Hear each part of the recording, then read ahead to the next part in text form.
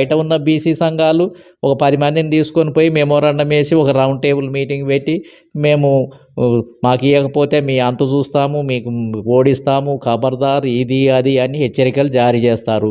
ఎన్నికలు రాగానే సైలెంట్ అయిపోతారు.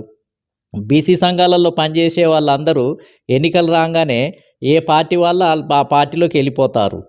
ఒక బీసీ సంఘంలో కాంగ్రెస్ బీసీ ఉన్నాడు, బీఆర్ఎస్ బీసీ ఉన్నాడు, బీజేపీ బీసీ ఉన్నాడు. అందరూ పార్టీలకు అతీతంగా వచ్చి ఒక బీసీ సంఘంలో పనిచేస్తారు. ఎలక్షన్లు రాగానే అందరు ఎవరి పార్టీల గూటిలోకి వాళ్ళు వెళ్ళిపోతారు. బీసీ సంఘం ఉండదు. ఎన్నికల సమయంలో బీసీ సంఘం అనేది ఉండదు.